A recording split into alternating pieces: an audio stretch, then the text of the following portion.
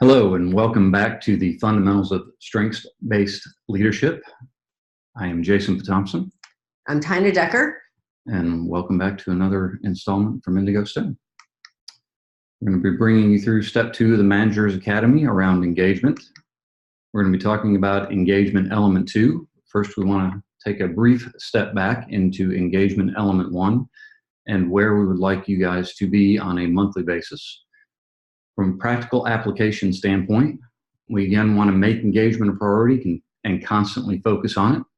So part of that is having it be something that you are versus something that you're having to do. So we want you to create habits by doing the homework that'll help you be strength-based. We want to change conversations around the office so that they are engagement focused. We want to continue to focus on strengths instead of weaknesses, so that we get the benefit of merging strengths and engagement. We want to create visibility of team goals. So if you're in a common workplace, a place where you can put them up and everybody can see them every day, that's awesome. And we want to start practicing the 10 habits that were distributed through last month's Microsoft Teams distribution channel.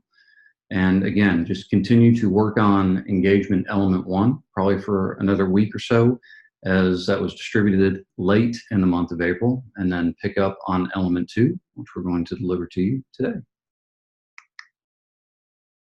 Engagement element 2 is all about ensuring that your team members have all of the materials and equipment in order to achieve the goals that you have set for them. Keep in mind, in engagement element 1, our purpose was to focus the team and to give them an idea of what excellence in their role looks like so that they can achieve that. Element 2 is designed to make sure they have the right tools and equipment to achieve those outcomes.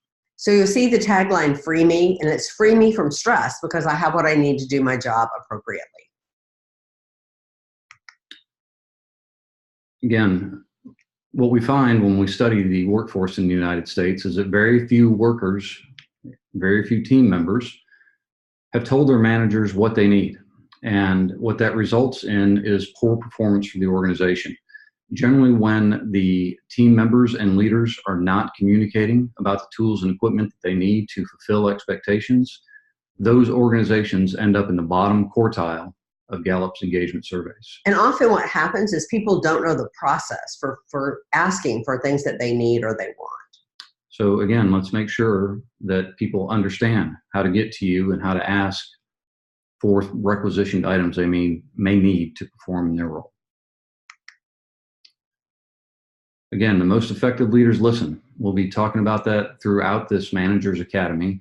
It is oftentimes going to be better for you to listen than to speak, and listening to your employees' needs is going to help you fulfill their tools and materials so they can meet their obligations. So one of the interesting things about this particular element is you can have a big variation in scores on I have the materials and equipment I need to do my job, even in the same company or in the same work area. So what seems to vary there has to do with how the manager interacts with the employee so that they know what to do. So it's the manager's involvement in conversations about what is needed.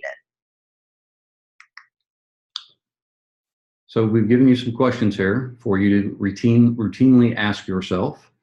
And these questions are a great focal point for you to, on a daily basis, check in with yourself and make sure that you're doing the things that are asked of in these questions. What things do your employees need to be free? Again, we're giving you this 3-step process that appeared in the engagement element 1, and they need hardware, software, and humanware in order to be successful. So hardware is what you would think about. It's the actual tangible tools and equipment that are necessary to do the work. And software, do they have the systems in place? Is the IT process functioning appropriately for them? Do they understand how to utilize all of the different software that is necessary in order to make the organization run?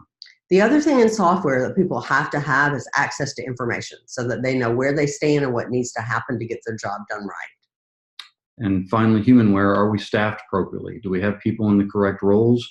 And are we able to succeed as a team based on having those slots filled? Also, do we have a way to handle requests for additional equipment or supplies so that people have the information back to them when you can or cannot fulfill that. Again, the most effective managers are able to focus and respond to the resource needs of their employees. Even if the answer immediately is, I don't know if I can get that for you, or we can't get that for you right now, it is critically important that you be clear in your communication with your team members. Now, the other thing is really involve your employees in the process of identifying what they need, and then help them figure out, is there some alternative to that? So you'll see some of that in your homework. Nice transition into the homework slide. You again will be given the homework through the Microsoft Teams channel. We've got these on the deck as well. They're probably it's an eye chart. Yeah, it's a little easier for you to see when we deliver it to you in PDF. But again, we're giving you the questions that you need to ask in the earlier slide, and we've even expanded on that question list and given you some reflections to consider based on the responses that you received. So part of your homework is really to sit down and ask these questions of every individual that reports to you. The next step of the homework is, again, to continue exploring these additional questions that we've given you. And we've also given you some tactics and methodologies to knock it out of the park this month with Engagement Element 2. Again, we'll deliver all this to you by PDF through the Microsoft Teams channel so that you've got printable and ready access to this information. So we love being part of your strengths journey, and we hope that you'll reach out to us by email if you have any questions at all. Have a great day. Thank you. See you next month.